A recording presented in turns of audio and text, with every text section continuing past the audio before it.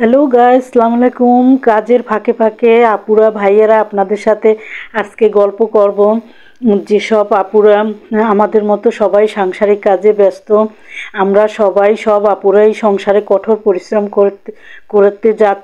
করতেছি, কিন্তু যারা শুধু সাংসারিক কাজই করি আমরা, তাদের দিন শেষে কিন্তু আমাদের ফলাফল জিরো এবং আমরা কোনো সফলতা অর্জন করতে পারি না এবং কোনো টাকা আর্ন করতে পারি না। আমরা যদি কাজের ফাঁকে ফাঁকে, সাংসারিক কাজের ফাঁকে ফাঁকে যদি ভিডিওগুলি বানিয়ে একদম কিন্তু সহজ, এই কাজগুলো প্রতিদিনই আমাদের করতে হয়, কিন্তু এই কাজগুলি যদি আমরা ভিডিও বানিয়ে আপলোড করতে থাকি, ছাড়তে থাকি, আমরা সফলতার মুখ দেখতে পারবো এবং আমরা অনেক উন্নতি লাভ করতে পারবো। আমাদের মেয়েদেরও নিজেদেরও একটা টাকা আর্ন করার লাইন একান্তই দরকার।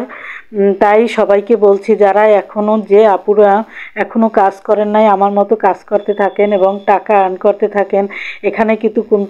এখানে কাজ করতে গেলে অনলাইনে, মানে ফেসবুক, ইউটিউব, যেখানেই কাজ করেন না কেন, কোনো টাকার প্রয়োজন হয় না, কোনো সার্টিফিকেটের প্রয়োজন হয় না, কোনো ইন্টারভিউ দিতে হয় না। আপনি ঘরে বসে যে কাজগুলোই করেন, রান্না বান্না করেন, কারোর সাথে গল্প করেন, হয়তো কোথাও ঘুরতে গেছেন, কোথাও বেড়াতে গেছেন, বাস শুধু একটু ভিডিও করে ছেড়ে দিলেই আমরা কিন্তু অনলাইন থেকে টাকা আর্ন করতে পারবো এবং জীবনে অনেক সাফল্য অর্জন করতে পারবো এবং সফলতার মুখ দেখতে পারবো। শুধু রান্না করে আমাদের শুধু কঠোর পরিশ্রম খালি করে যাচ্ছি, কিন্তু পরিশ্রমগুলো যদি আমরা কাজে লাগাই, আমরা যদি একটু ভিডিও বানিয়ে ছেড়ে দেই, তাইলে কিন্তু আমাদের এই পরিশ্রম সার্থক হয়ে যায়। আমরা যতই কষ্ট করি, এই কষ্ট কিন্তু কোনো সময় আমাদের গায়ে লাগে না। যদি আমরা এই কষ্টগুলো করে ফাঁকে ফাঁকে ভিডিও করে টাকা আর্ন করি, তাইলে কিন্তু কষ্ট কখনোই গায়ে লাগে না।